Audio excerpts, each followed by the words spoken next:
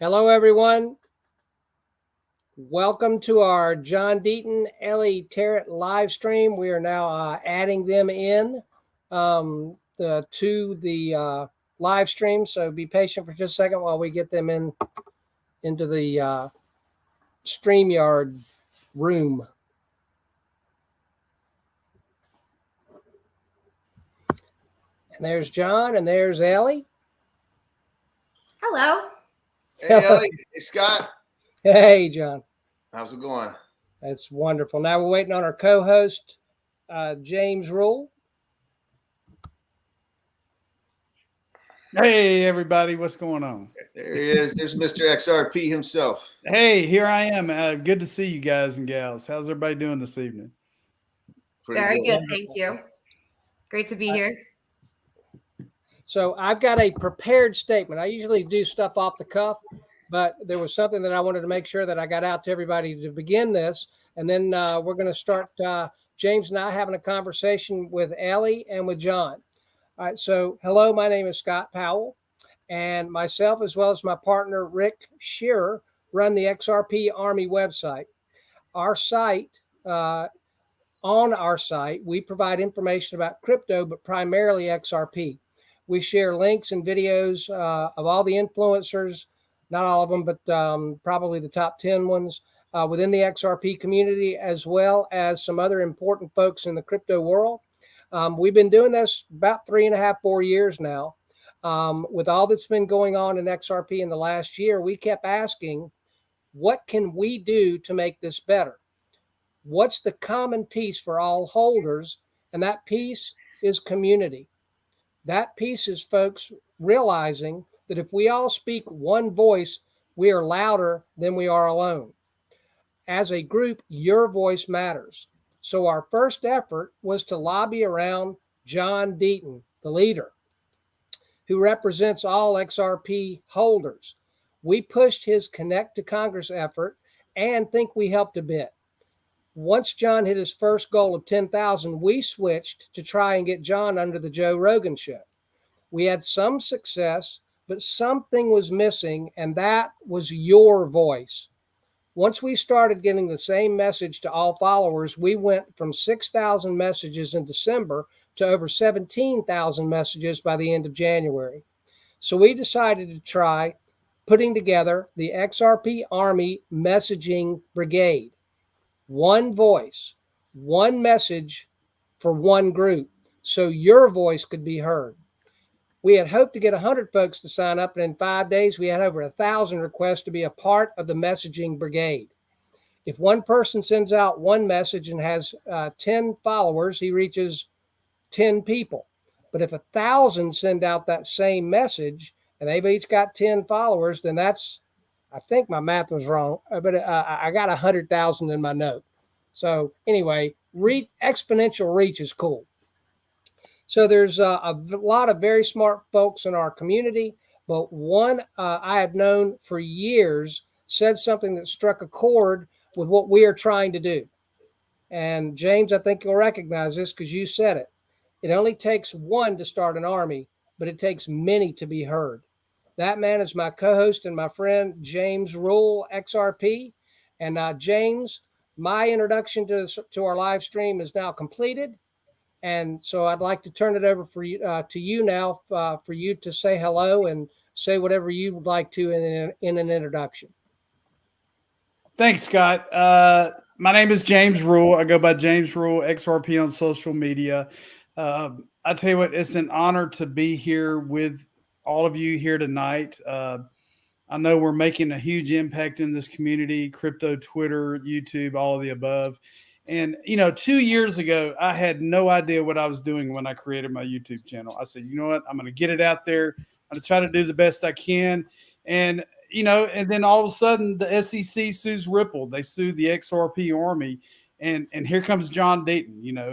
We didn't know a year and a half ago who John Deaton was. And I tell you what, John, Ellie, Gasparino, all of you have been getting this content and the news out there, and I'm just blessed to be a part of this community. Thank you. Thank you. Thank you. All right. So now, John, I'd like you to introduce yourself, and then followed by the lady who has joined us, Eleanor Terrett. And again, I'd like to thank the both of you for being here. And John, you know, you need no introduction, but if you'd like to say hello to everybody, now's the time. Well, I'll just say hello, and I'll say thank you. I've said before, we all are playing our part. You know, I played my part. Scott, you and James are playing your part.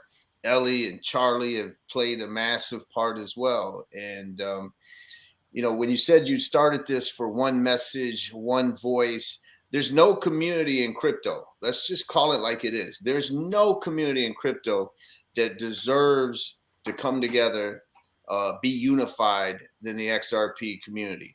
We all have our difference of opinions. We can debate other tokens and whether you own Bitcoin or don't own Bitcoin. Some people disagree with me owning Bitcoin or ETH or anything else, and that's okay. But when a decentralized community such as this gets together, it is overwhelming. It's actually very humbling. And so I just want to tell you that from the bottom of my heart, I truly appreciate everyone's support that they've given to me. And I want to send thank you to you. I want to say thank you to Ellie and Charlie, because without them, without that 2-month investigation that's on Fox Business,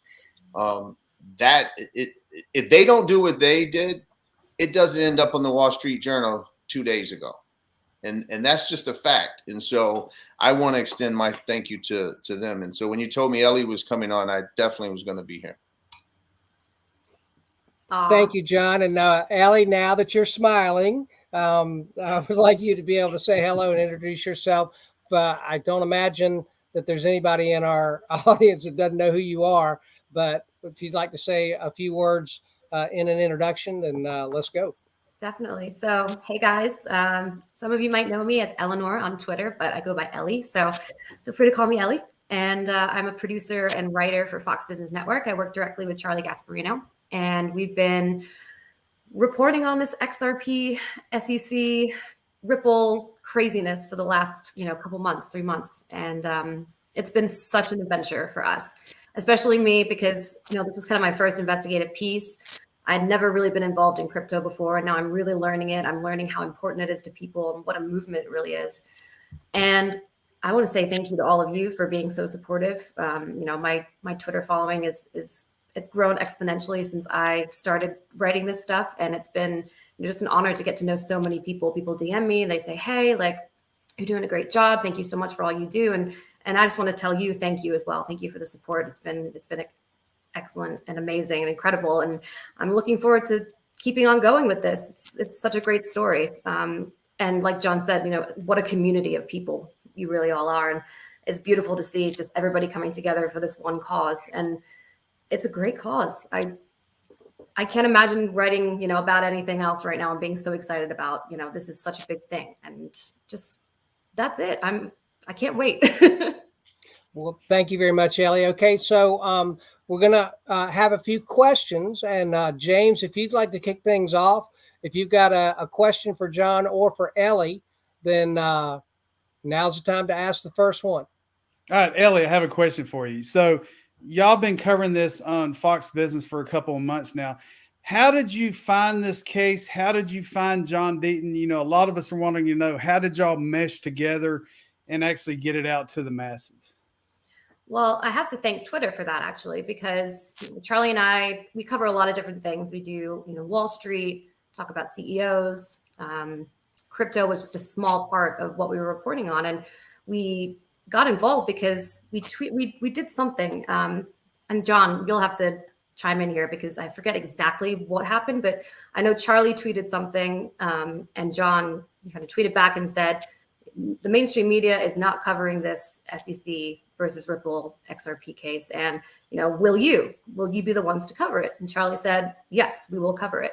So that's really kind of what kickstarted it. And then we really started looking into everything, reading John's amazing crypto law information, doing our own investigating our own reporting, talking to sources, talking to people who were close to the case. And it just kind of snowballed from there. And the research time really was 2 months. And it it was a lot of work, and it was a lot of fun digging into everything and really kind of just finding out all this stuff. And I'm still mind boggled by, all this kind of, I say coincidences, but, a lot of people kind of just don't think those are coincidences anymore. Just everything that went on, and just to see that from a firsthand perspective has been really interesting. So I have to thank John for getting us into this. It's been quite a journey. But John, you remember exactly what happened. I do, and I want to make sure that I don't get all the credit, because I don't deserve all the credit.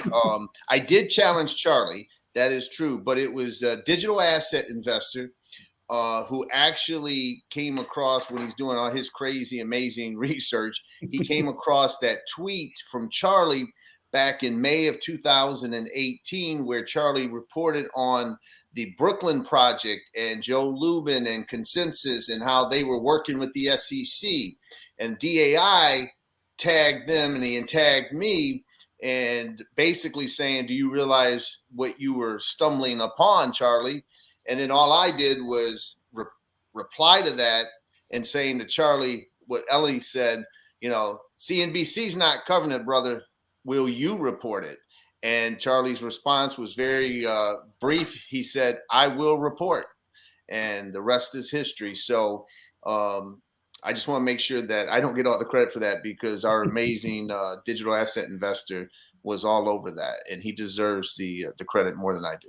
And I didn't realize how Charlie had been involved the way he was in 2018. He reported on this thing with Joe Lubin and Consensus. And until I've read through your notes, John, on crypto law and saw the timeline, Charlie Gasparino wrote this tweet, and even Charlie admits it to this day. He's like, I didn't really know what the story was. It kind of came across my desk, and I reported on the best I could, but I didn't know what I was getting into. And now in hindsight, it's like, whoa, this is a real story, and it's part of the narrative.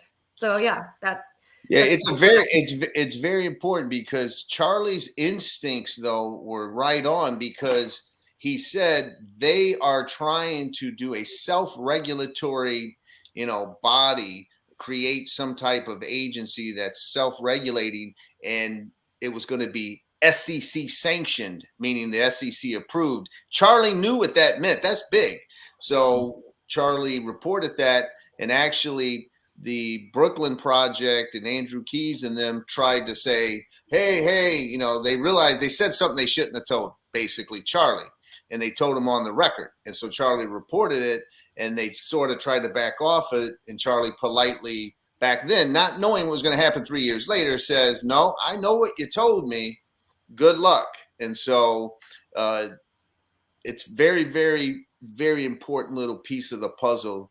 But who knew, like Charlie says, who knew back then that he was reporting on what could end up being one of the greatest inside stories of government officials working with certain individuals to create a monopoly, or whatever you want to call it. I'm not saying it's going to be proven that way, but it looks like it could turn out that way. And so who knew that a young investigative journalist such as Ellie would be working on what possibly is the greatest financial story in decades? It's incredible. Social media, everybody coming together, getting all this news out there is, social media has had a massive impact on this case. And, social media is also going to have a massive impact on our midterm elections. The pro-crypto, the anti-crypto congressmen and congresswomen, you know where I'm coming from. So, yeah, it's incredible. I mean, just being a part of this community, the worldwide community, I met so many amazing people, including all of you around the world. I've met people in this community that I now consider family. This decentralized social media platform is just amazing, and it's great to be a part of this. It's the case of the century. I mean, we all know this is the case of the century. I agree with that. And John, one of the things that I wanted to do, I think, and we are going to get in your views of the case up to date. What does the latest DPP ruling mean? I think that I got the letters right. But one of the things that I wanted to know, I'm fascinated by leaders, and to be perfectly honest with you, I'm 60. I'm not that intimidated by many people.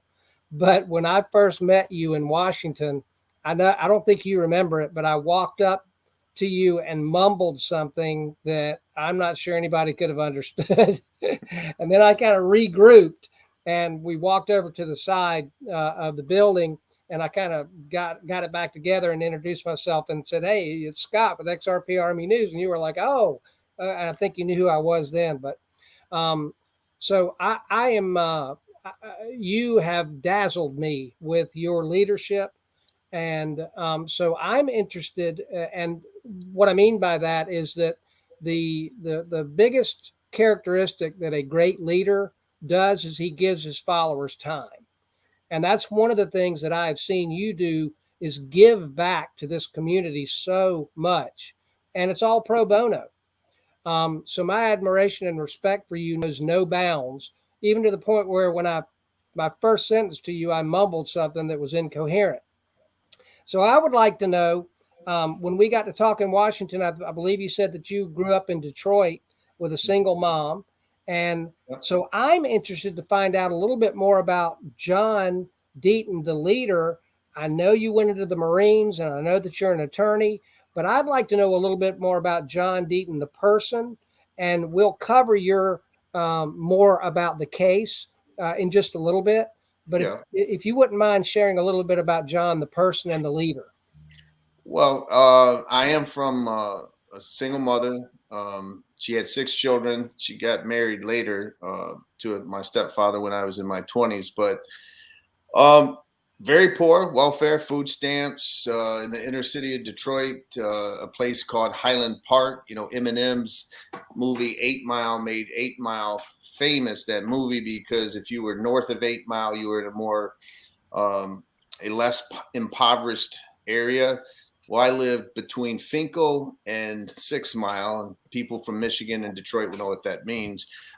Between Woodward Avenue and Oakland Avenue, it's a place called Highland Park, Michigan. Very, very poor. If you go there today, you would think that you were in a Beirut type of atmosphere. There's, you know, people living on the blocks, and there's like literally 4-foot craters in the road. The city lost their lights, so all the street lights were taken off. So it's a pretty impoverished situation. I worked myself through high school. I found a high school and I waited 17 years as a waiter. Went through law school, college. Wanted to try cases immediately as a lawyer. I didn't want to be stuck in a court, in a library, writing and researching for some partner. I wanted sort of to be in the courtroom in the fight myself. So in law school, I decided to go in the military. And to be honest with you, my brother's in the Air Force, but my personality is a little more fit, or a lot more fit, for the Marines. You know, for example, in the Marines, there's really not a JAG corps like the Navy and the Army. You have to be a rifleman first. You have to be an infantryman first. So you go to the 10 weeks of officer candidate school. You go to 6 months of combat training, and then you go on. You know, you're considered a rifleman first. And that appealed to me. The tradition and history of the Marine Corps appealed to me. The fact that we're the best appealed to me. All those things. And then I loved it. I was in the Marine Corps. I thought I'd get 3 years, get a bunch of trials, and then get out and make some money. Instead, I loved the camaraderie. I loved the Corps. But after 6 years, back then I was married. When my wife got pregnant with my second daughter, and I had, you know, a couple $100,000 in debt, it was time that I needed to get out and provide for the family. So I got out of the Marine Corps and worked representing mesothelioma victims who have asbestos cancer. It's a completely fatal disease, kills 100% of the time within 2 years usually. I worked for a firm for 4 years in Connecticut, doing trials in New York City, Connecticut, and Rhode Island and Massachusetts. Did that for 4 years, decided that I wanted to work for myself. Hung a shingle and did that in 2006. and represented mesothelioma, toxic torch, like the product liability cases, the Johnson & Johnson asbestos contaminated ovarian cancer cases, those kind of toxic torch filing cases against, Fortune 100, Fortune 500 companies. And then this lawsuit happened. I got into crypto in 2016, read the Bitcoin white paper, went down that rabbit hole, found XRP, invested in predominantly Bitcoin, ETH, and XRP, saw the lawsuit, and decided to become a securities lawyer. That's excellent, John. And do you have a favorite leader? My mother. What a great answer. It is. Okay, I'm going to ask Ellie a question, James, and then turn it over for you for the next question. So, Ellie, you are such an inspirational young lady for all of the women out there, the young girls that are going to be able to know who Ellie Tara is.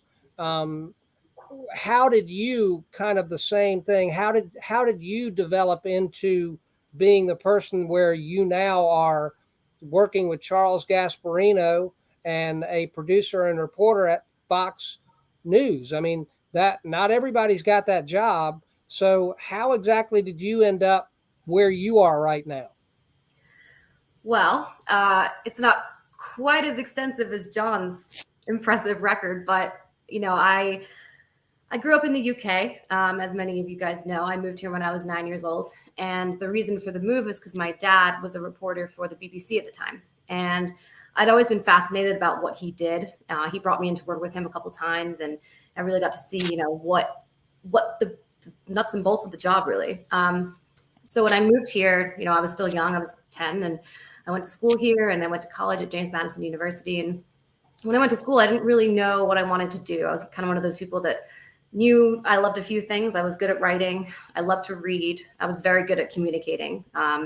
So I thought, what kind of career could I put those skills into? And communications comes as a big umbrella. And I thought public relations would be great for me. And it was kind of something my girlfriends were doing too. They're like, oh, PR, it's a good career path. It pays well. And, you'd be a good fit for that. So I did go in for that originally. So my freshman and sophomore year, I studied that. And then I realized I didn't like it once I took an internship. It was a small internship at a local law. It wasn't a law firm. It was I guess it was a law firm. They kind of represented real estate. So it was just a very, they weren't doing like big cases or anything. But I didn't love it. I didn't love the work. And I kind of just said to my parents, I was like, you know what? I think I want to try something else. And I don't necessarily want to graduate with this degree if I'm not going to be crazy about the work I'm doing after. So I took a semester off and came home, and my parents were like, oh, well, maybe you should get a job, just kind of figure out, make some money and figure out what it is you want to do.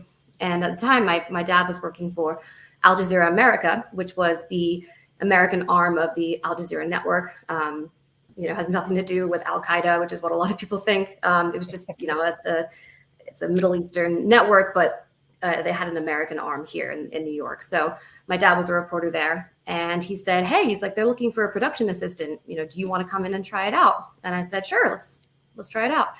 And I did. And, the first 2 weeks were terrible. I think I was awful at my job. I was cutting video and doing it the wrong way. I was getting yelled at, and I had this horrible kind of chip on my shoulder because I was like, this is my dad's reputation too. Like and I feel like I don't want to be that person who's here because my dad got me in, kind of thing. So, I figured it out eventually, and I really started to love it. And I was at school. I went back to school, and they asked me to be the permanent weekend production assistant. And I knew right away, I was like, I love this. I don't want to give it up. So I'm going to multitask. I'm going to go back to school. I'm going to finish school, but I'm also going to keep this job. So I did something that not a lot of people would do. It doesn't feel like anything to me, but when I say it to people, they're like, wow, that's real commitment. Like I said, I went to school at James Madison, and I was working on the weekends in New York.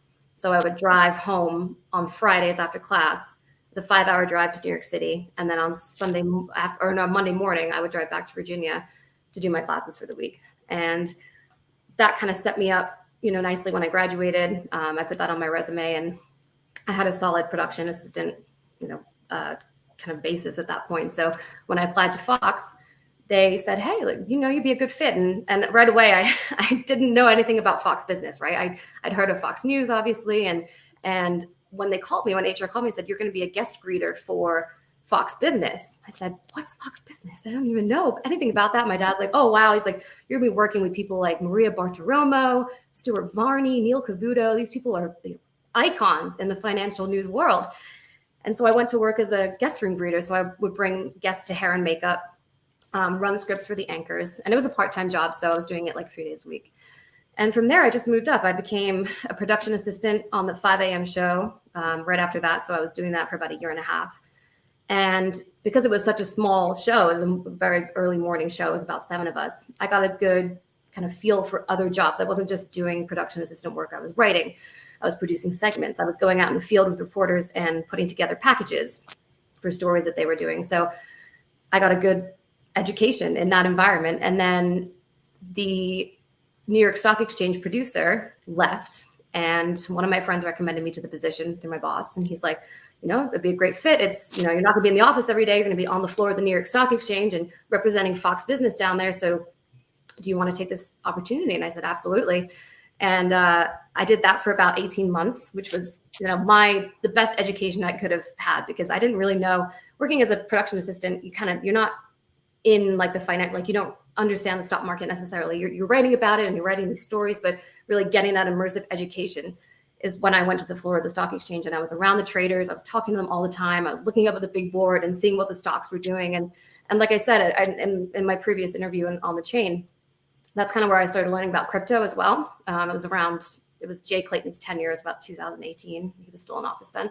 So like the ICOs were big and people were talking about it. So that's where I learned about crypto. And then COVID hit and I went back. I worked from home for about 1.5 years, just being a remote field producer, which means I worked with individual reporters to do stories. And they were mostly stories like, from their living rooms. And I was in my living room, but we were doing, reporting on the trucker shortage. And I would work with the reporter and we would do research and I'd set up interviews. And so we really got a good kind of education of, people, relating to people and booking people for interviews that way. So everything just kind of came together. And then Charlie's producer spot opened up last April. And I think it was just, I was recommended to that position as well. And it was just the best yes and the easiest yes I've ever said, because I knew Charlie Gasparino. I'd heard of him before. I'd never actually worked with him, but I knew this was this guy who's just such an amazing career,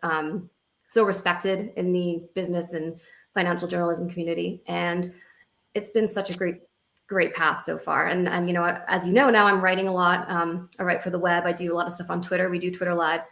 And Charlie knows, I want to be a reporter. I want to be on air. I want to do what he does. I want to do what my dad did, what my dad does still.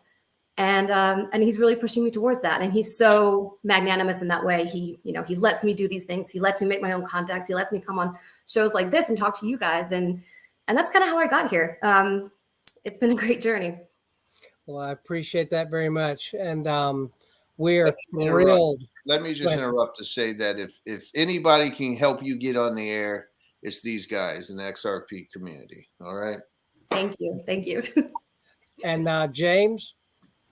Yeah, I tell you what, incredible stories. I love learning about people. Everybody in this community, I get phone calls every day and people freak out. They call me and they go, I can't believe I'm talking to JamesRuleXRP. I said, I'm human. I'm a Southeast Texan. I'm a God-fearing, family-loving individual that just loves, answering questions or helping whoever I can in the community. Now, John Deaton, I have before we get into the SEC Ripple XRP, I have 2 questions for you. What is your favorite book and what is your favorite movie? 2 simple questions. I'd have to say Animal Farm by George Orwell. A lot of people know it. 1984, obviously. Big Brother. How about that? I don't like government intrusion and government overreach. And it'd have to probably be Rocky, man. I was 12 years old when Rocky came out, the first Rocky. And if I had to put it down to one favorite movie, I would say that, because I just love rooting for the underdog. I'm the underdog. You know what I mean? I was born an underdog, and so I identify with underdogs, and so it would probably be Rocky. That's awesome. I'll tell you, John, you're a wonderful individual. Ellie, you're wonderful as well, getting all this news out there when, you know, other news sources aren't willing to do what y'all are doing. And, you know, John, what drove you to represent this community as soon as the SEC sued Ripple? I mean, what drove you immediately to represent this community? Well, in all honesty, I did not have the foresight that, you know, Ellie was talking about like her Twitter presence. You know, I'm not offended when people say I had no idea, never heard of John Deaton 2 years ago, right? Because it's the truth. I think I had like 150 people or something. I wasn't even that active on Twitter. And so I didn't foresee it. I knew that when I read the complaint, I just knew what was going to happen, right? And I thought it was going to be Ripple used these XRP in 2013 to 2015. The ecosystem wasn't as developed. It wasn't as diverse. There's not as many nodes, whatever. And that they were going to go after Ripple. And that was going to kind of suck for XRP holders because it would have some impact. But hey, you know, whether they gave a pass to ETH or not, if they limited it to those charges, I would have never got involved. But when I read the first paragraph, and it said digital asset security, I was like, well, shit, now they're saying that the token. I mean, why are they doing that? And then I read the next line and it said, you know, from 2013 to the present. That means today's XRP. And I just knew that they were all going to delist it. It was going to crash. People were going to, you know, people maybe they shouldn't be on leverage, but they are, and they were going to get wiped out. And so the honest answer is I was just kind of a pissed off, upset individual. I have a law degree. I thought about what can I do? I know I couldn't sue the SEC. You got to give notice for 6 months, and you can't really go after them in an enforcement action. So I said, well, shit, you know, I'm gonna write a writ of mandamus. Never did that before, never filed one before, but I figured I'm gonna do that, and maybe I can force them to do the right thing.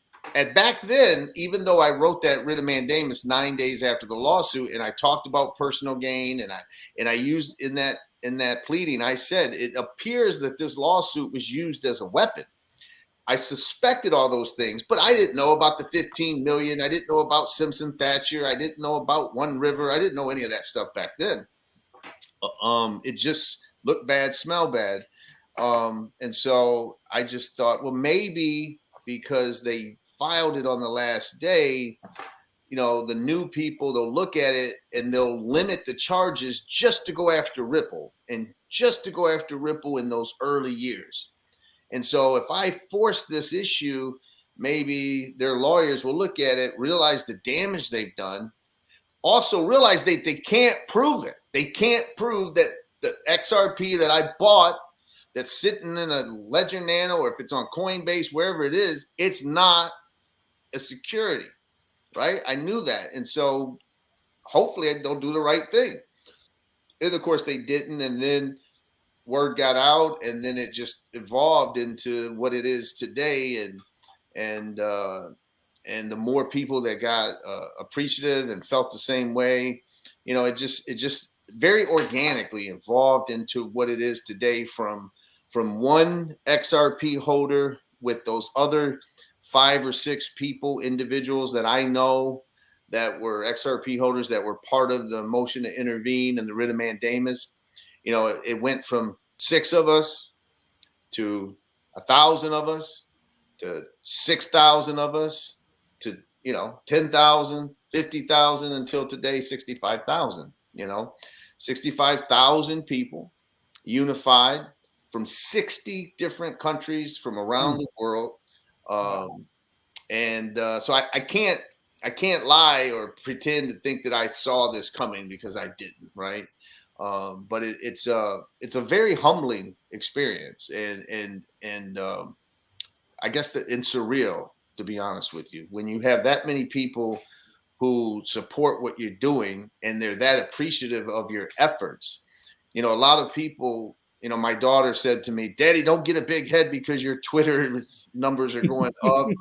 How young 19-year-old people think, right? And I said to her, I said, honey, it is the absolute opposite. Like you get terrified that you're going to let people down. Like you don't get like this. Oh, you're like, shit, I can't let these people down that are this supportive of me, that have, I have people DMing me, you're in Australia and you get a hotel. I'm offended, brother. You need to come to my house and sit and break bread with me. I mean, I got people from Nigeria saying that. I mean, and how does that not really impact you? So when you or Scott or Ellie or someone says, Crypto Liz earlier before we went live, you really come off like you care. How could you not? How could you not let that impact you when that many people support what you're doing? So that's about it. I can't say that I saw it coming. And that's why it's been such a important thing for Charlie and I to get this out there, because it wasn't being reported before. No one was talking about it really. And there's just so many layers, there's so much depth to it. And it's a story that needs to be told because, like you said, it's affecting, people from here to Australia, and it's our SEC, it's the US SEC. And, they hold such a big card and people need to know about it. Ellie, I'm curious to know, do you feel like that the tide is turning with the media? And one of the reasons that we're here now developing the messaging brigade is we want to be able to become unignorable, basically. So do you think that more people in the media will begin to pick this up? Because I know I'm biased, but I've never seen anything more interesting. I'm not sure I've ever seen anything more interesting in my entire life than this story. And do you feel like more people are going to do it, pick up? And do you have any suggestions on how we might be able to make that happen? Yeah, I do think that, it will become more of a story. And I think that is because you guys have such a loud voice, number one. Number two, it's because this affects a whole lot of people. It doesn't just affect, XRP holders. It affects, people who own cryptocurrency in general. And it's becoming such a big part of the conversation now, the financial conversation. It's, blockchain isn't going away. It's here to stay. And, it's going to affect people's lives. So I think once the media starts picking that up, and I know, CNBC has done a few interviews with Jay Clayton, and they've asked, some kind of lowball questions, and I think it will get picked up for sure once people kind of realize, wow, like this is a big deal. And I think the outcome of this case is obviously gonna what hits it home, what drives it home. I wish more people would talk about it. I wish other networks could pick it up because it is it's an important story. I think media involvement is so important, getting that message out. And I'm really proud to be the ones, Charlie and I, to do it. It's great. And I think suggestion wise, what you're doing is great. This messaging service, talking to so many people, getting the message out, getting on platforms too. I mean, like you said, you're trying to get on Joe Rogan. That would be huge. I know you want to also try and get on, I think, the Dan Bongino podcast too, which is something that will be great. Hopefully we can make that happen. And just getting the word out there, because once everyday people, and I have friends who ask me, I see you doing all this crypto stuff, and it seems really interesting, but I don't know too much about it. What's really going on? And when I tell them, they're like, oh wow, that's really something. And just the more people know, obviously the bigger it's going to get. So just keep doing what you're doing, because your voice is affecting it in a positive way. It's great. All right, thank you. And I wanted to have a little sidebar for a second. I want to bring on Rick. If you can bring Tyler on. The reason that I wanted to bring Tyler on, he's one of our XRP Army members, and he makes some of the coolest stuff I've ever seen. And I'm not just a fan, I'm an owner. And yes, you are. I wanted to bring Tyler on briefly because he had a question for John that he wanted to ask. And I love his stuff so much. I wanted to give him the opportunity to talk a little bit about the stuff that he makes. And I think he may be making something John Deaton related, and maybe the Brigade possibly. So Tyler, if you'd like to ask your question Sure. real quick, go ahead. Yeah, absolutely. And well, first of all, John and Ellie, thank you both so much for everything that you're doing. I think that you guys are such a light in this space. And if you guys continue forward on your path, I think both of your careers are going to just absolutely explode. So just keep up the good fight. And we all appreciate it on behalf of the entire XRP community. I think I can speak for everyone in saying that. You're welcome. Yeah, absolutely. So my question is, so John, based on your professional opinion in law, kind of what we're seeing in this case right now, what do you think is the probability, I guess, that we'll see a worst case scenario where the judge will rule that XRP today is an unregistered security? And if that does happen, what would be the implications on, you know, everyday investors and then people like me accepting XRP for payments for business? Well, it's hard for me to handicap that. I would say that today's XRP, including the secondary market, I mean, for that to happen, I have to fail. Right, exactly. And I don't want to try to even face that possibility, but 10%, you know, I can't say that, you know, I want to distinguish so people don't understand though. Your question was today's XRP that you and I hold. Right. The worst case scenario, that being, and so that's why I say it's low at 10%. Now, the court splitting the difference in saying that XRP in 2013, 2015, this specific transfer to a venture capitalist or investor, that was a security. There's a decent chance that happens, but secondary market sales today, 7.5 years retroactively, I don't see it happening. But if it did happen, then it would, no exchange could sell it unless they had a registration as a securities dealer. And I don't know if any of them have it. So for right now, you can buy it on Uphold. You wouldn't be able to buy it up Uphold unless they could get a security license, and then it would only go to accredited investors. And so obviously most XRP holders, just like most retail investors, are not accredited investors because it's so oppressive. And if anyone wanted to actually change something for the benefit of regular people, they would change those rules.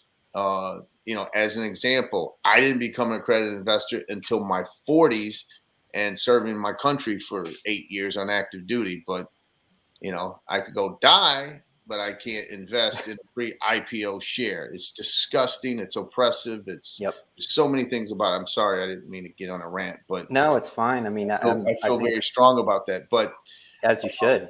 They so that's really what would happen. It would, the individuals who hold XRP now, the court would probably order some kind of buyback at a certain price to allow in retail holders who are not accredited investors to, you know, for it to be purchased by Ripple. There would be some kind of process established by the court if that would happen. But fortunately, I don't see that happening.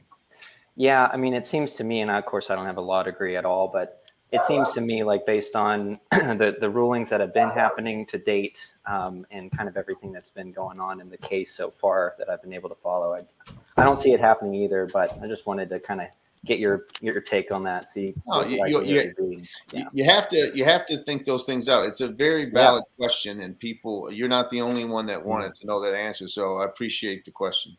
100%. But yeah, so I appreciate that. And Tyler, if you wanted to give a little plug for the products that you make, then sure. I like you and I like what you make so much. I bought one from you. So if you wanted to talk about that just a second, and then we'll get back to James asking our next question. Yeah, absolutely. So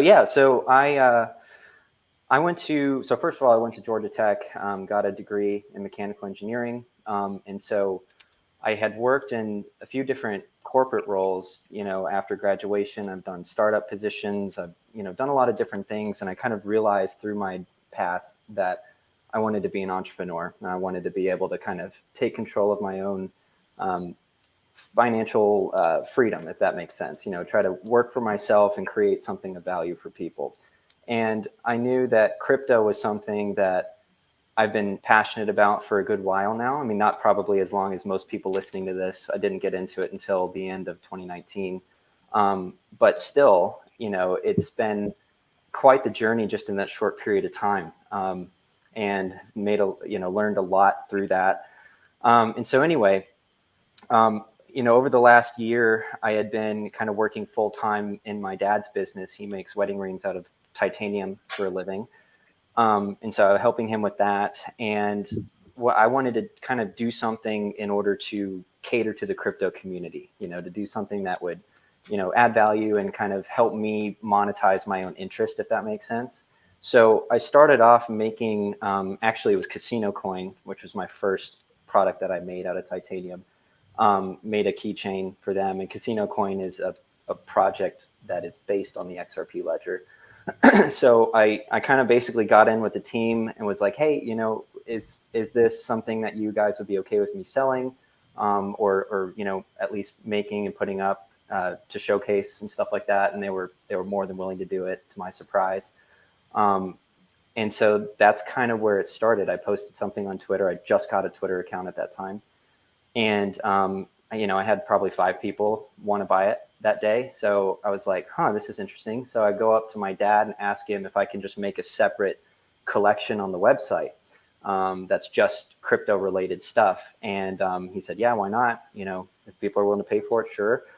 So I did. And month over month for the last 7 months, it's grown in revenue. And it's just been really exciting. I've been getting into different communities, been partnering with like Flare Networks and Global ID and some big players, Gala Games. And I've been working with different YouTubers like James Rule and Crypto Area. Have made stuff for her as well. So it's just been really, really crazy to me because I wasn't expecting to be able to have that kind of access this early. Obviously, bucket list, it was something I wanted to get to, meeting with these people and kind of getting more involved. But the rate at which it happened was much faster than I was expecting. So it was really, really cool.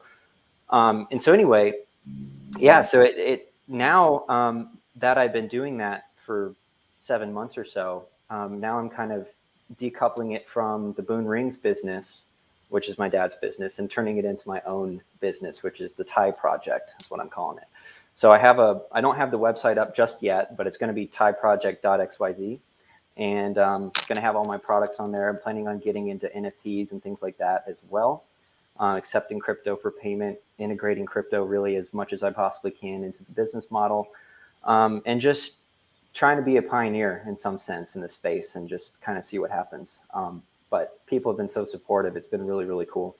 So anyway, I'm actually wearing one right now. So this is, I don't know how well you can see it in the light, but it says XRP Army on it. It's got camo colors on there, anodized. Yeah. So that's kind of my most recent project. The laser behind me right there. Just bought that guy, and so that's helping me get all these patterns before I can anodize, so I can get really unique stuff going on. Here's another one. This one is going to be actually for Charles Gasparino. Nice. The XR Doge team paid for a lot of stuff actually that's going to be going to Charles and BitBoy and Jeremy Hogan, believe it or not. So they wanted the 3 of those guys to get stuff. And then this is a medallion for a project called Schmeckles, which is it's a project on the XRPL. I don't know how many of y'all are familiar with Rick and Morty, the show, but they're based on that the currency in that show. So so that's just a medallion that I can do. And then this here is another version of it. Sorry, it's backwards. So this has like the Rick and Morty portal engraved on there, if you can kind of see it. Yeah. And then the last thing I have here is an XR Doge keychain. so you can see the little dog with the X's on his eyes and stuff. Yeah. So, it's a lot of fun. I can do custom stuff, put QR codes on things.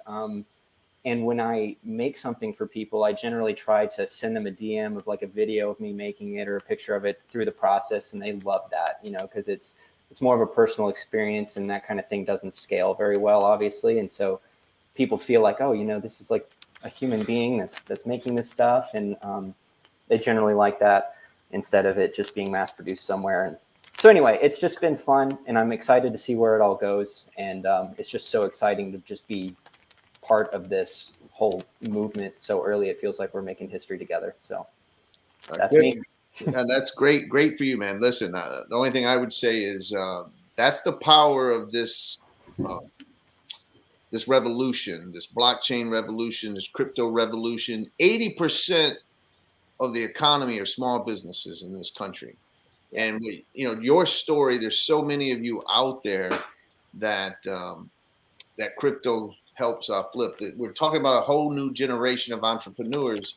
And so I really do consider it. I told my daughters in 2016, I had them they were both in high school, and I had them do a project on Bitcoin. And I said, this is the fourth industrial revolution. I didn't coin that, someone else did, but I repeated it. And it really is. So it's also why we have to have proper regulations in this country, and we can't have what's going on with the SEC. Otherwise, you're going to chill those, the thousands of you out there that are doing this and making money and making a business. And you go from just doing it with yourself to having an employee, and then you've got 3 employees, and that's what a free market's supposed to be. So I 100% agree with that. And and that's kind of the interesting thing about it is, like you had said, that we need the regulation, and I completely agree with that. But it provides kind of a unique opportunity for ambitious individuals like us to kind of jump into this space before we have that, because of the disproportionate gains that are potentially coming our way. If we integrate this into our business model now, we're getting in before a lot of these major institutions that are typically more conservative in the way that they invest their assets. And so, they're obviously going to get in at some point, but we have the opportunity to jump in there early before a board, gets together and votes that, yes, it's safe to do this now. Like, we can just do it. And, we can have faith that like the system's going to kind of play out the way it should. Justice will be had, and that, we'll be able to really have a free market, like you said, and just go forward. And, we're all going to fight for it. So we're going to just manifest. Well, good luck, man. Appreciate it. Thank you very much, Tyler. Good luck, Tyler. Thank you, guys. Okay. And James, next question. And I also wanted to check real quick from Ellie and John. Are we good up until the top of the hour, or do we have 15, 20 minutes after that? It's your call. Yeah. I'm good. Okay. I don't have time limit. Okay, go, James. All right, cool. All right, we're good. John, with the SEC regulating by enforcement, do you see our Congress or our senators changing the way SEC goes about regulating by enforcement, or do you see this just continuing the way it is? No, I think that I think it was you that said earlier about I've been calling it the crypto contingency, the impact that crypto is going to have on the midterm elections. I think you're starting to see politicians really realizing the power of the crypto world and the crypto voters. And so I'm kind of pessimistic to think that there can be any bill that's going to get passed by both houses and signed by the president that's going to, stop this regulation by enforcement. But I think after the midterms or leading up to the midterms, they're going to see a power block of voting that they're not used to. And that could expedite things. But I think this year, we're probably looking at there being no action and gridlock from Congress. I hope to be proven wrong. I really do. I would love to eat these words. And That's why I think this case is so important, because it will set the precedent. If the SEC gets its way and XRP is deemed a security, then every altcoin is in jeopardy, period. Every single one except for Bitcoin arguably is in trouble. Unless they continue to give ETH a pass, then every altcoin except for the two that they've been blessed are in trouble. And so we really have to win this case. Oh, I agree. And, you know, it's amazing to, you know, just to think that this case is stretched out as long as it has. I mean, you know, the SEC lawyers keep coming back with this and that and this and that. Now, do you think they're dragging this case on until we get clarity from Congress? Or do you think it's just that the SEC does not want to lose this case? They know they're losing, but they don't want to lose it. I think that they're just, delay is a win. You know what I mean?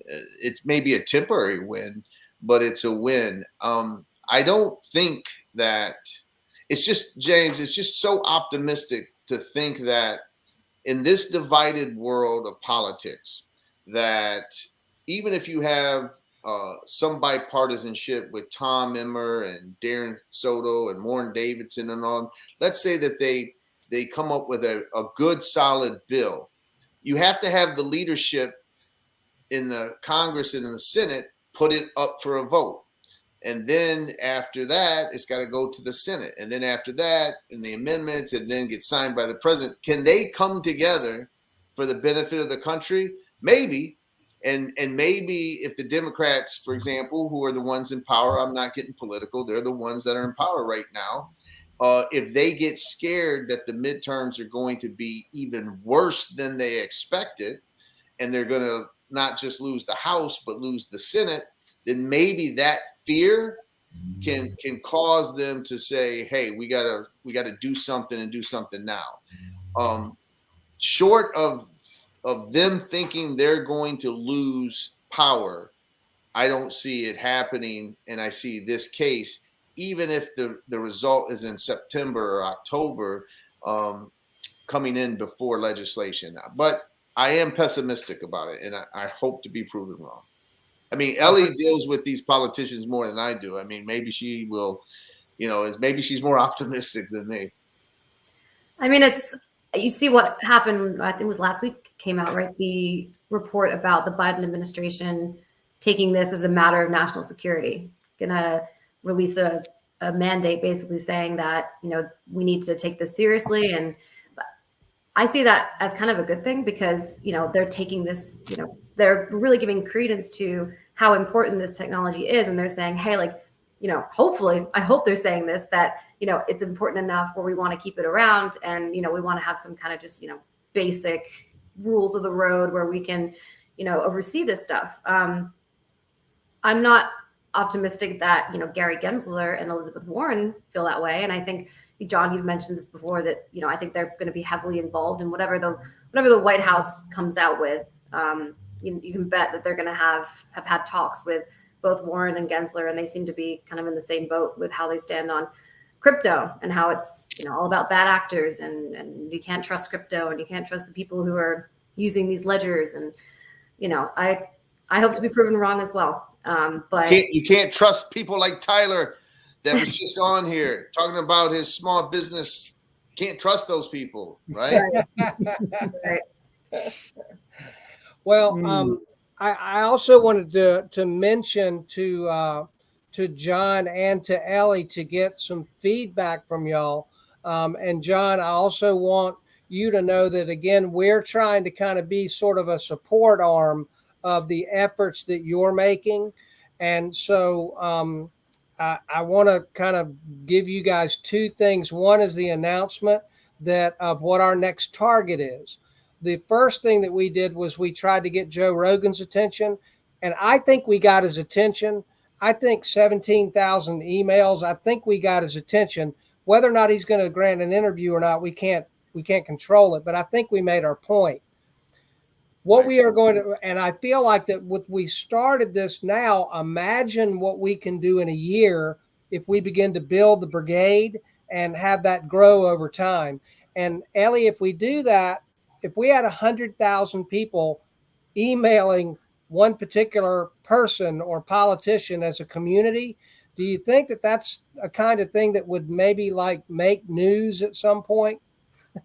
Oh yeah, I think so. I mean, just the sheer numbers that you guys are coming out in force here and trying to get these people's attention. I think, yeah, that's definitely worth at least an article, if not a report by Charlie on the network. So and see, that's what we're trying to do. We're trying to make the community news, right? By the activity and the movement of what we're doing together as a social media community.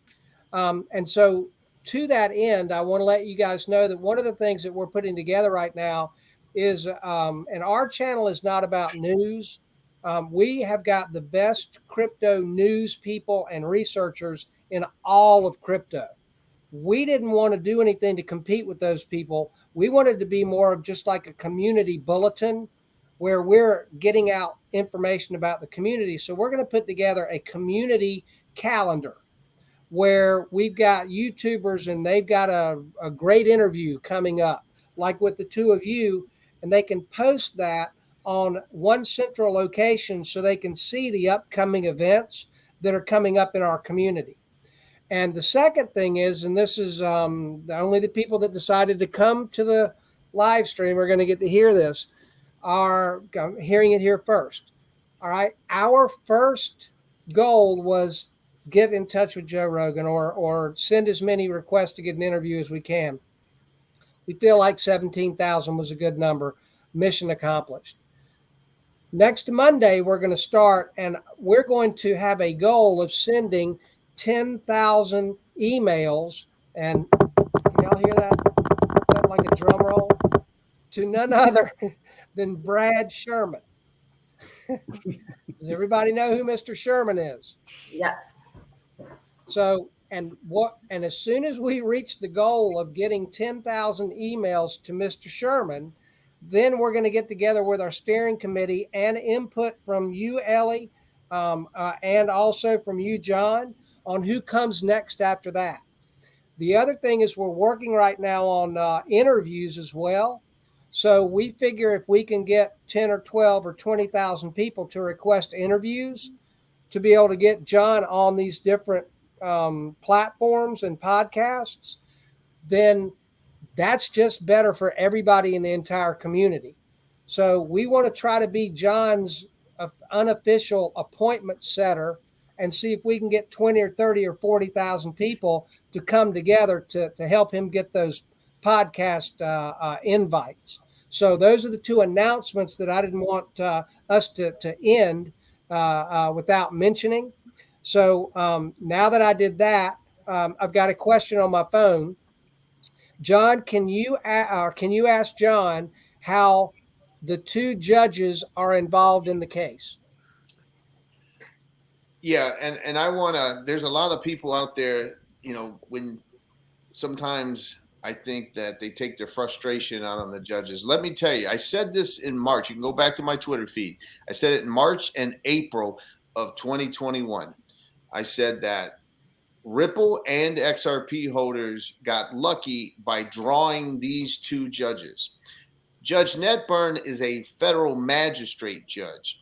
She assists the regular judge, which is Judge Torres, and she handles the discovery disputes, whether documents are privileged or not privileged, whether they should be turned over or not turned over. She handles all the little disputes that go on in discovery. The Hinman deposition, they moved to quash it.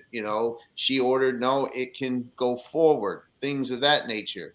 When all of discovery is over, then the Judge Torres, takes over the case as it proceeds to dispositive motions for summary judgment, motion for declaratory judgment, the motion to dismiss, the motion to strike the fair notice defense. And so those are the two roles of the individual judges, and they've been outstanding. And I mean that. Would I have liked to seen certain documents, the privilege be overruled? Sure. But there was case law for the judge to follow where she, her decisions, Judge Netburn's decisions have been very sound. They've been very based on the law. The law favors the SEC in many ways. It favors the SEC when it comes to privilege, right? And things of that nature. But that decision on the Hinman speech, a lot of people are confused about that. All she did was accept Hinman's affidavit and accept that the SEC said it's his personal opinion. Had she not accepted it and said it was official SEC statements, she would have never ruled that those documents and the emails be turned over. So all she said is, okay, you signed an affidavit, said it's your personal opinion, fine. If it's your personal opinion, now turn over the emails to Ripple, right? And so that's a great decision. It doesn't mean that Ripple and XRP holders can't use the speech as guidance. We still can argue that. Ripple can still say, hey, XRP ledger is more decentralized than the Ethereum network. If Ethereum network wasn't a security because of what Bill Hinman said in 2018, then neither are we. We weren't given fair notice. It still can be argued. And just recently today, Judge Torres ruled against Ripple that they couldn't seal certain documents. And a lot of people took that as, oh, it's negative because it ruled against Ripple. No, that I tweeted out, this is a huge good sign that the judge said that she wants these to be disclosed. That means she favors public disclosure. What that means is we have a shot now of her saying, no, I want things, the public has a right to know. And if we have a right to know what Ripple was told by their lawyers in 2012, and we get to read those legal memos, then we should get to read those emails from the SEC. And so I'm very optimistic about the judges. I think, unfortunately, there's just a lot of misunderstanding about their roles, but I think they've been fantastic judges. Are we going to see the Hinman email? I mean, this is what's going to happen. They're going to have their motion to reconsider. If Judge Netburn stands by her decision and she says, no, the emails have to be turned over, the SEC that will then write an objection to Judge Netburn's decision to Judge Torres, because Judge Torres can overrule Judge Netburn. If Judge Torres overrules Judge Netburn, then we don't get to see him. If Judge Torres says, no, Judge Netburn's decision is a good decision, it's based on law, and I'm affirming it, then she would order the SEC to turn those documents over to Ripple. Of course, the SEC, if they turn them over to Ripple, would move to seal them. And then, of course, I and others will file a motion to say, no, just like you ruled that Ripple had to turn their stuff over, this needs to not be sealed. The public needs to see this as well. And so unfortunately, the SEC, if Judge Torres ultimately rules that they have to be turned over, it is possible that the SEC could try and appeal to the Second Circuit Court of Appeals and delay it a couple more months. Wow. So I know no one wants to hear that. Hey, what's a couple more months? It's been over a year now. So, right. Hey, but I hate to say that, but if the SEC says to themselves tonight, Judge Torres ruled that Ripple doesn't get to seal their legal lawyers' memos from 2012. Chances are, if we lose our motion to reconsider and she affirms it, she's going to order that we must publicly disclose the 63 Hinman emails. That could be incentive to come to the table and let's try to resolve it, right? Because they don't want Deaton getting those emails. I can tell you that much. There are so many layers and so many different parts to this lawsuit. So it's so good that we have someone like you, John, who really understands it. Because you know, you can tell me stuff and I can report it, but you're the one who really is, you know, on the front lines here. So it's great to have someone as smart and, you know, up to speed as you, telling us what's going on, because it's just so many little things that, you know, could happen, and it's just great. That's what they call you. What does Charlie say? That's why they call you the great John Deaton. Oh, well, thank you.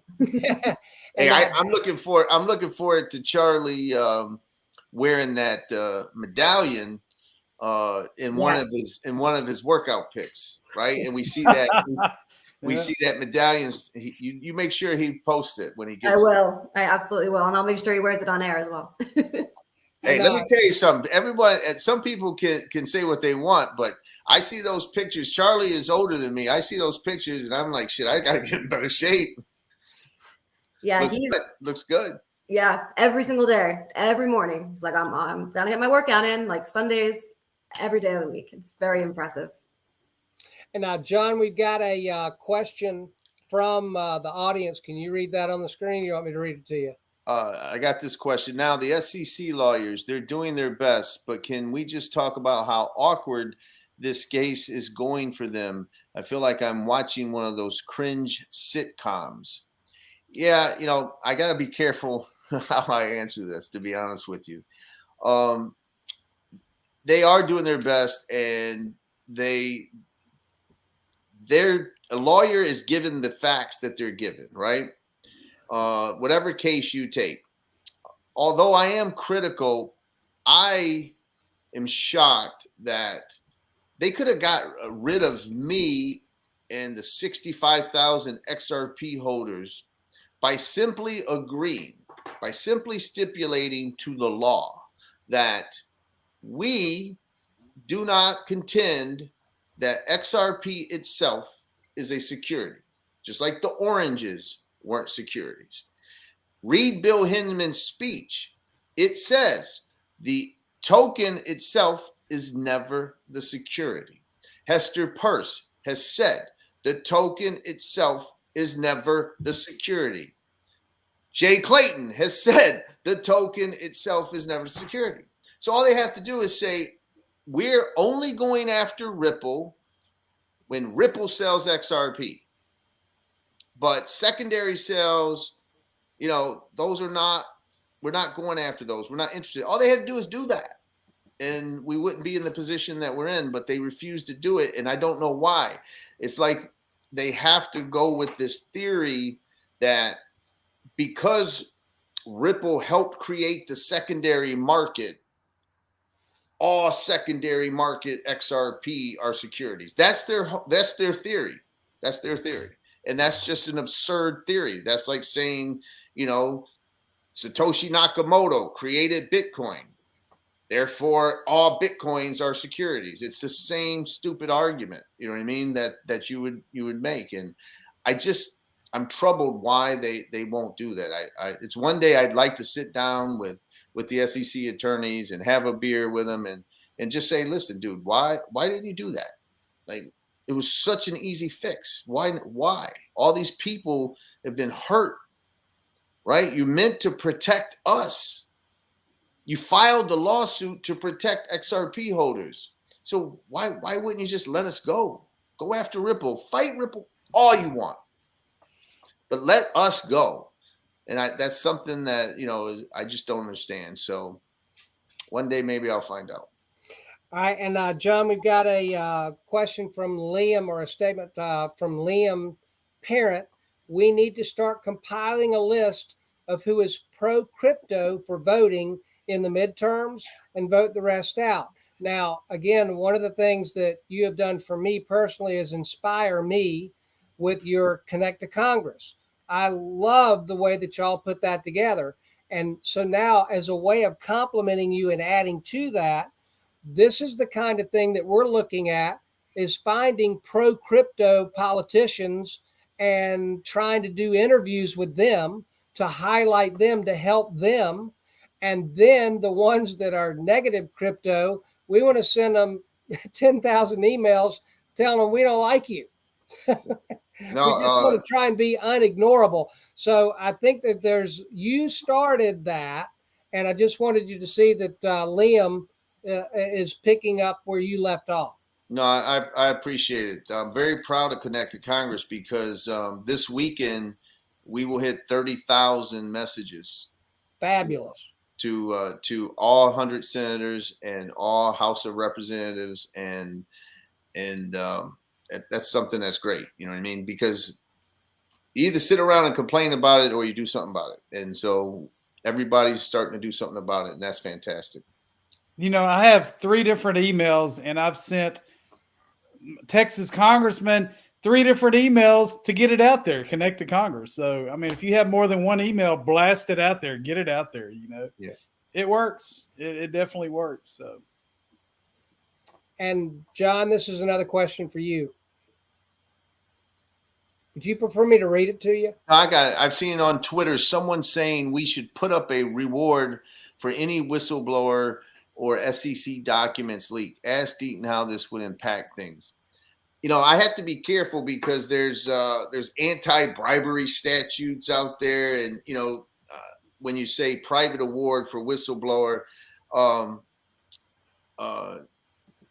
so I really can't comment because I don't know all those laws that well. You know what I mean? I personally wouldn't be involved with saying, hey, we'll give you this money if you come forward, but so I can't comment because I don't want to say something that is wrong that could like be in violation of the laws. I understand the sentiment completely. What's interesting is that, you know, the SEC offers those, they brag about how much money they give to whistleblowers. You know what I mean?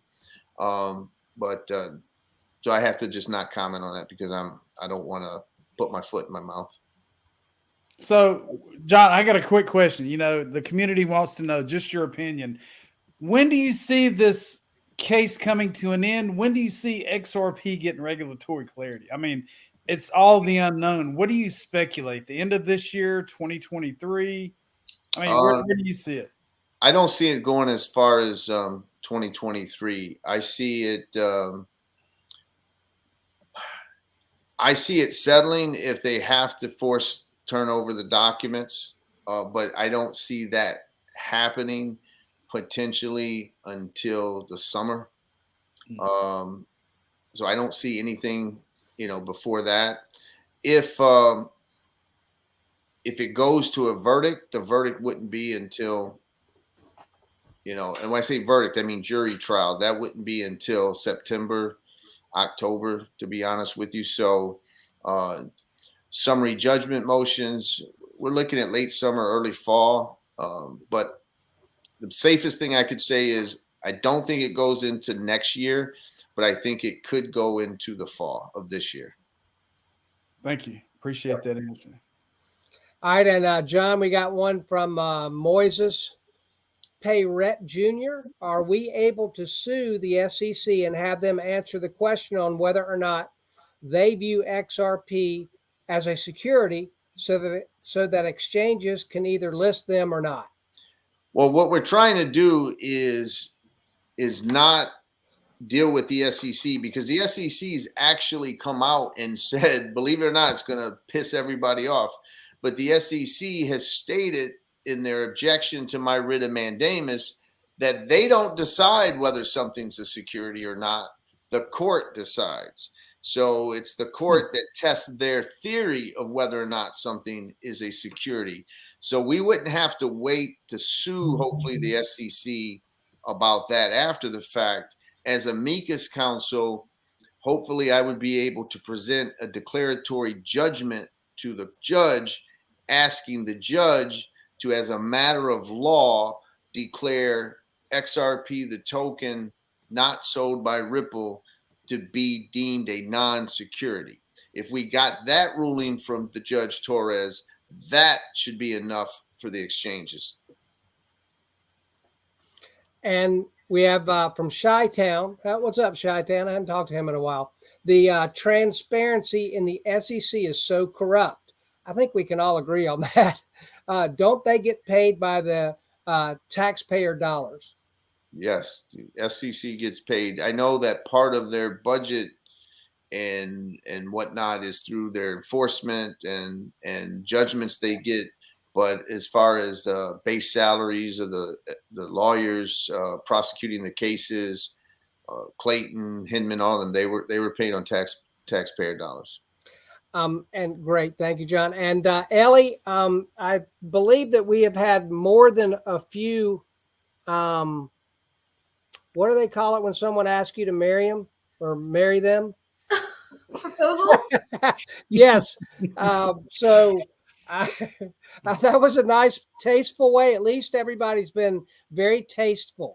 But I think I saw maybe 3 different proposals. Is Ellie, married? Well, I got no ring on my finger, so. And another thing, having to follow that up with, and I know who I want John to play John in the movie. I know James likes John Travolta, but I'm a big fan of who's the guy that was in Breaking Bad? Oh, Bryan Cranston. I love Bryan Cranston. I've got a gift that I put out about John all the time that says, "I am the danger." You kind of look alike. You kind of look alike, John. So Ellie, my question is, Ellie, is in the movie, who would you like to play you? Oh my goodness. Well, you know what? I did see some comments about this out there. I think it was a couple of weeks ago. Said, who will play Ellie in the movie? And someone wrote back at Hayden Panettiere. And I think she's stunning, and I think she's a very good actress too. So I was like, that's a big compliment. So I'll go with Hayden on this one. That's a good call. Who plays Charlie? Oh my god! No, you know who plays Charlie? The guy from John Bernthal. You know who that is? He's the guy. He was in Wolf of Wall Street. I'll pull up a picture. But everybody says they look so alike, and I kind of see it. Hang on. Of course, I'm not going to find a picture where they actually do look alike now, but.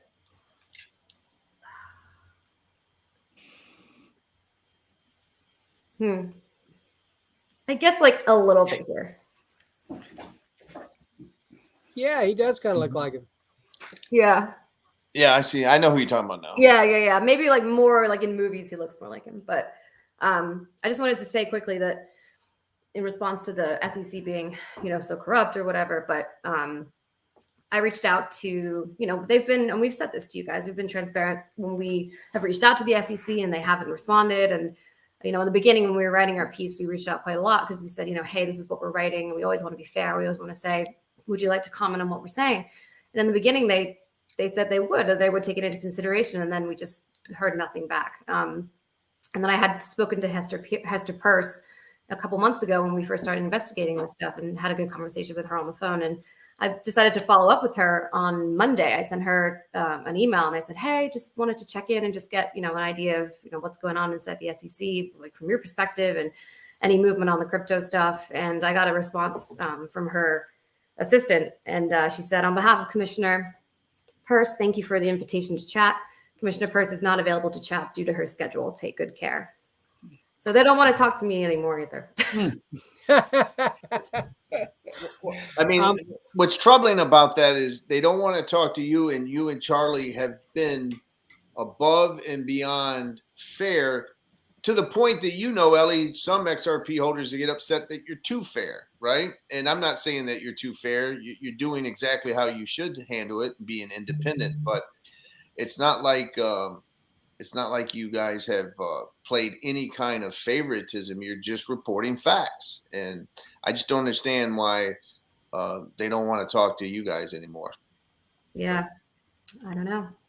Maybe it has something to do with this report coming out from the administration. Maybe they want to wait until that's out. But I don't know. I can't imagine. But on that note, too, about the report, I said one of my sources told me that it would be coming out this week. We still have tomorrow. Tomorrow is Friday, so it could come out tomorrow. But, they did say the beginning of February. So if it's not tomorrow, I'm sure it'll be the week after or the week after that.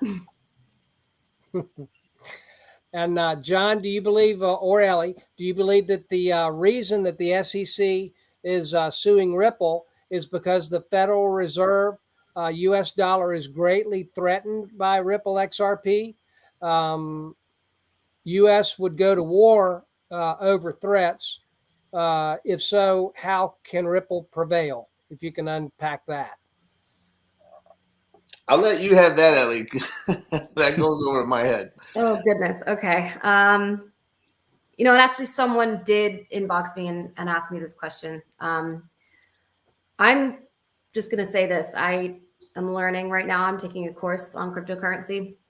I'm learning about the blockchain, learning about Bitcoin, Ether, XRP. And, as I've learned from you guys, what XRP is and what it means to people and how valuable it is. And I've talked to John about this too. He's like, it's such a good technology because it, when I settle my transactions, when I buy XRP, it's in my account in, minutes, whereas, XRP or Bitcoin and Ether takes hours to settle sometimes. So I think the technology there is so great. But yeah, I mean, it could be. I don't know what the Federal Reserve is thinking, and I do know that they're looking to possibly roll out their own stable coin. That's definitely part of the the conversation at the Fed right now. So maybe they do see it as a threat. I can't say either way, but it will be interesting to see what they say about the stable coins, and then also how it trickles down into the result of the case. And I also wanted to hit on this one, and then James, I'll let you come in with your next question. This is from Moises Terrett. Tom Emmer is set to chair of the House Financial Services next Congress and is the head of the House Republican Committee. Why doesn't his office and campaign get 10,000 emails and calls this week? John or Ellie? I would just say this about Tom Emmer. I think that we need to start conditioning him. I've tagged him recently and retweeted his stuff about the investigation that we want, just an independent investigation into the SEC, into these conflicts, appearances of impropriety. But the good news is that, he just tweeted out that, again, that Gary Gensler is ignoring his letter and his request for information. But if the Republicans do take the House, which is projected, and he becomes the chairperson, I don't know if he does or not. This says he does. If he becomes the chair of the House Financial Services, then he would have the power to bring Gary Gensler into committee hearings over and over again to answer certain questions. And so that's something that I would look forward to personally. And Charlie's mentioned that a couple of times. I think he said it twice on air where, if that does happen, Gary Gensler's going to be saddle sore from sitting on that hot seat so many times, from being questioned. That's a Charlie quote right there. That's awesome. And James? Yeah. Next question. Let me see. I just have a comment. If this is not financial advice, but if you've held XRP since this lawsuit started, my hat's off to you. You're strong. You have diamond hands. And like I said, none of this is financial advice, but if you've held it out this long and you're fighting just like the rest of us are in this community, congratulations. Now, I know John and Ellie's time is valuable. We've already had them an hour and a half, but I just want to thank y'all for giving me the opportunity to ask the question. Scott, for you giving me the opportunity to be here with you. It's been a joy. And I appreciate that. And I think that's a great time for us to wrap up. And if Rick, can you wipe out that question on the screen? I'm not sure how to do that. Again, Ellie, I'm not the technical guy. In closing, I would also like to have each of y'all have a closing statement. That would be very nice, all three of you. And then I'll wrap it up after that. So, James, you want to go first with the closing statement.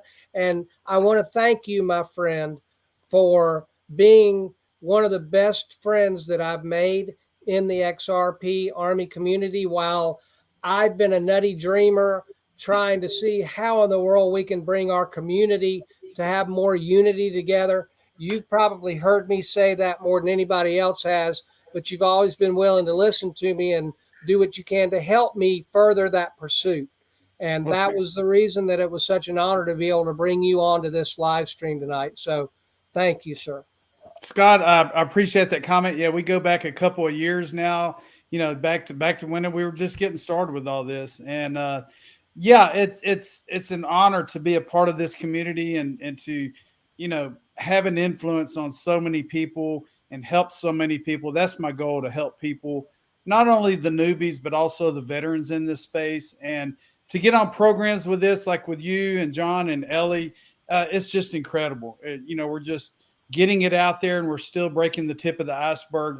We're making a huge impact on this case, as well as future cryptocurrency. So thanks again for having me. It's been a pleasure, and I hope everyone has a wonderful evening. John, Hey. take it away. Oh, I was just gonna say, I wasn't. I know my head was down and I was typing, but it's not financial advice. But people ask me about the questions, about my confidence level. What if XRP is deemed a security? And James just reminded me about something. So I just bought some XRP on Uphold while we were talking. All right. Not financial advice. Back that truck up. And so, Ellie. I don't know if I can beat that. No, I will say this. It's, such an honor to be here with you guys. And I've learned so much over the past couple months. I know I keep saying that, but I'm excited to learn more and just keep going with this.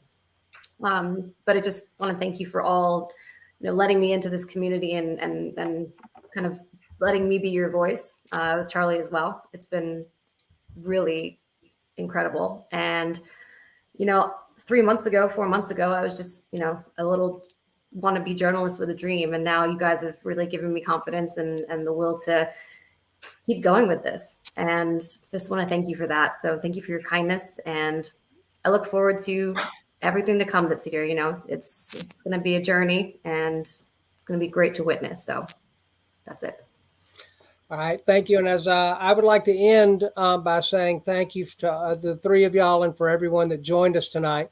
And John, lastly, our entire focus of the XRP Army News community channel and our website has got one goal, and that is to bring our community together. And now we put together the messaging brigade, because we feel like if we can activate this community, then we can get more attention together. And I kind of put it out there in a bunch of tweets. We need to become unignorable. Yep. And I believe that we need to do more in the next 6 months than we have the last 3 years. And there's only one way to do that, and that is together.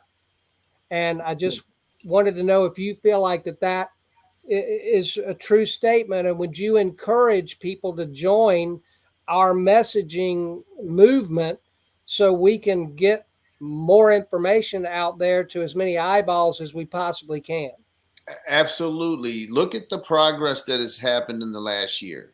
All right. Again, everything it takes time, right? We have media ignoring it. Then we've got a couple independent, courageous journalists, and Ellie and Charlie, and they reporting it. They're going on TV reporting it.